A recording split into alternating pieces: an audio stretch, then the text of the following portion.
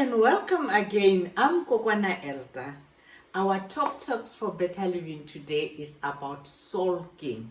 Have you ever met someone who is sulking? Yeah? Sulking is a situation where people try to give others the silent treatment.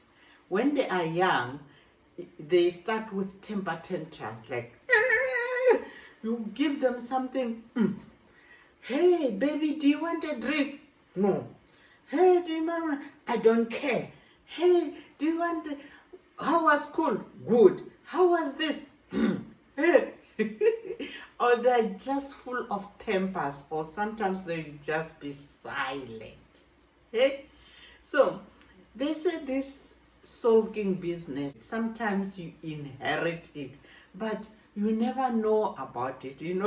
I don't want to say that because I'm one of them. I am also guilty. I never know. I never know that I sulk until my partner made me aware of that. All along, I thought it's a normal life that I'm living. So, why do people sulk? Sometimes people had something that they didn't want to know. Maybe someone disagree with you, or maybe you want to buy a nice dress and blah blah blah, and then someone tell you no, this is, or we don't have money, or we don't have budget, or something that you really don't want to take that explanation. So if you don't agree with something, but you don't actually want to talk about it or to expand about it, so you decide to be silent. So, and I've got that little problem as well.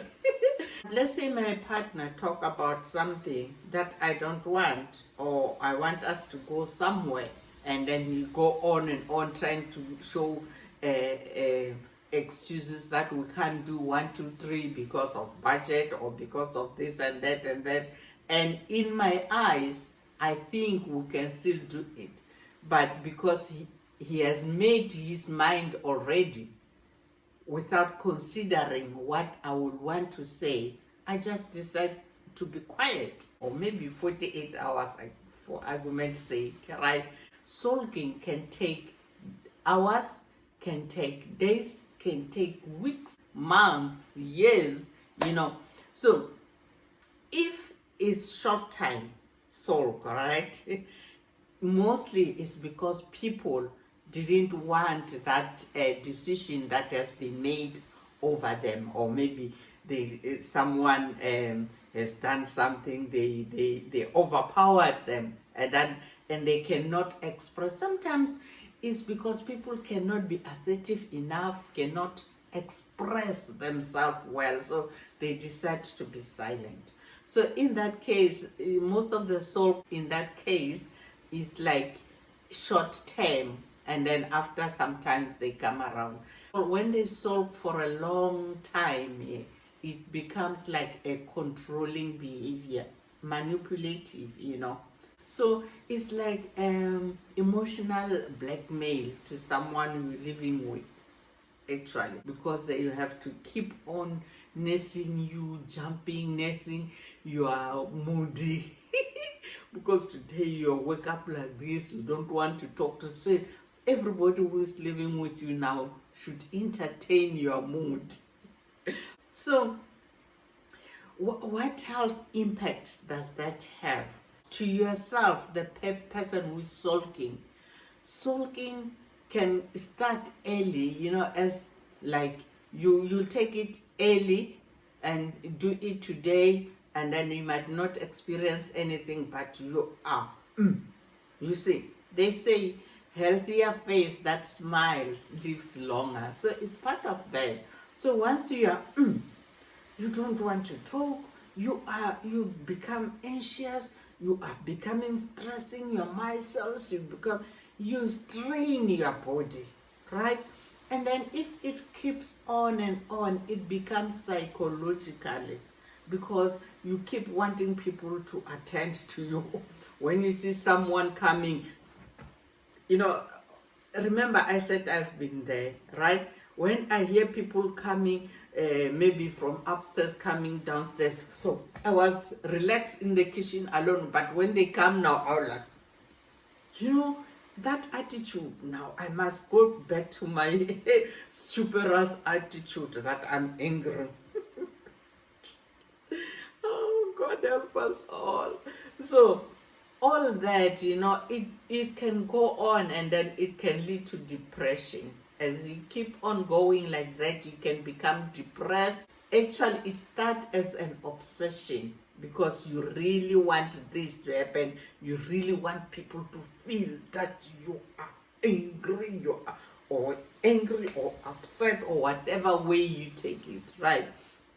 So another health impact on an individual sulker is that they ask you, you want to eat? I don't want to. I'm laughing because remember I said I've been through there. So one day, I was sulking, and then I didn't want to eat. They give me a plate food. I'm okay. Are you not eating? Fine. Are you not? Yet I was very hungry. Imagine. So I even went to sleep hungry. I never ate, and the whole day I never had anything to eat. But when these circumstances come, then I wanted to make my point. I did not eat. So what happened? You become hypoglycemic. If it goes for a day, 2, 3, and then you want to show people that you are angry, you don't eat, or because they are here, you don't eat. But when they are not there, I remember one day I have to sneak out in the kitchen during the night, and then I try to cook, take a steak and quickly cook. And then my husband had me coming. And then I threw the steak away again, and then went to sleep. What are you doing? I'm fine. Are you okay? I'm fine. What are you doing in the middle? All those things, is stressing for nothing, actually. Eh? So, for people that live with you, the impact that it has, people get tired. What is annoying is that they cannot talk to you. What makes you angry, actually? Nobody knows. So you are the only one who knows, and you think people should speculate, should think, should keep on asking you, should keep on. And you know what the funny thing about this? Each time they ask you, the more the thing goes on. So it affects the people around the sulker. Some people get so fed up because it's not livable. They cannot get anything from you, and they cannot get anything to you because of your attitude. So some relationships can fade off. Some other people will give up. Some become aggressive out of that. Someone will be like driving off with anger because they are annoyed with this situation, and then as they drive off like that, they might cause accident or anything else. So how do we help those people that are sulking? Yeah. In my experience, I used to tell people when I'm not sulking to say, when I'm sulking, just leave me alone. That is me. I say, just leave me alone. Do your things. Just live your normal life. Leave me alone. I'll come around slowly on my own. That's what I've learned on my side. So, when people keep on entertaining me, giving in on my sulk, it becomes more and more, and I feel like keep on sulking. When people entertain my sulking, I love it more. It's like, hey, they're paying attention, and then I keep on. I want to make a point that people, but there's no solution at the end of the day, because when they keep on asking, I don't tell them why. I just keep on saying I'm all right. So when we live with sulkers, we should realize that now this woman or this girl, this child is sulking now.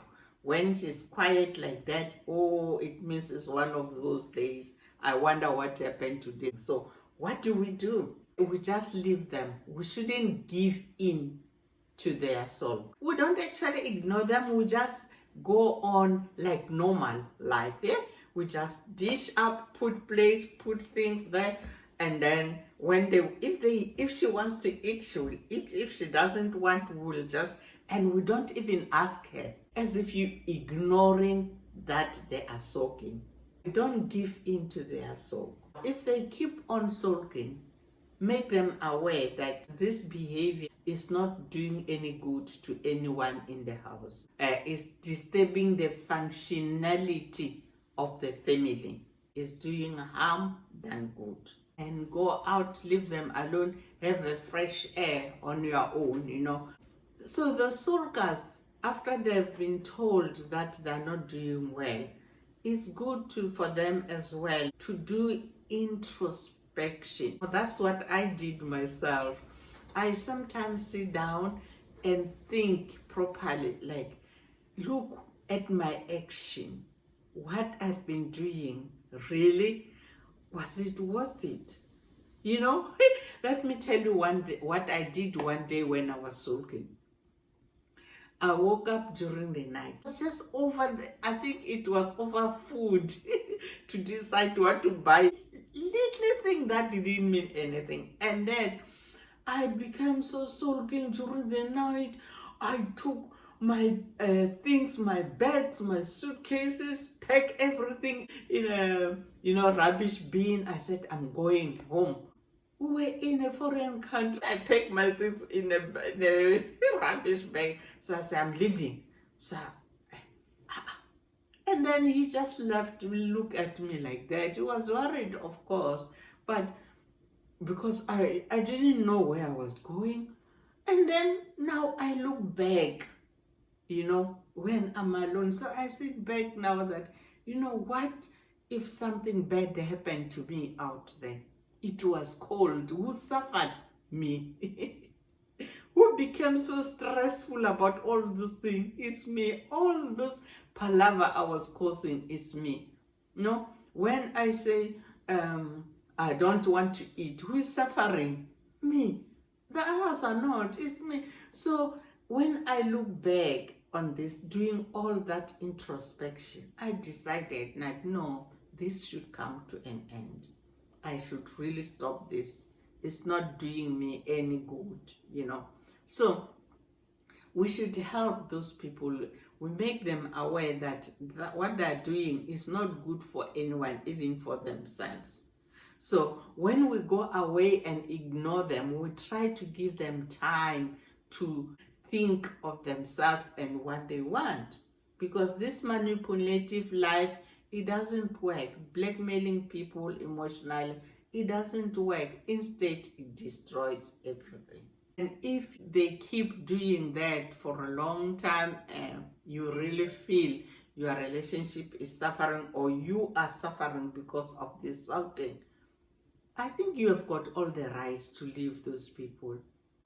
End up the relationship. It's not a good thing, but hey, who wants to live with a sulker? Well, sometimes some sulkers get away with it and get what they want. If they say what they want, they make a point. You find that some lifestyle does change. The husband will keep on coming late during the night and I can't do anything. I just keep sulking. And then he eventually learns. And then, yeah, it helps a little bit sometimes, but in most cases, it doesn't help. So cut it off. To conclude, sulking is not healthy and it's not worth it. Try to stop. Stop. So if you love this talk, subscribe down there and ring the bell as well so that each time a new video is uploaded, you are the first to know. So stay blessed and bye for now.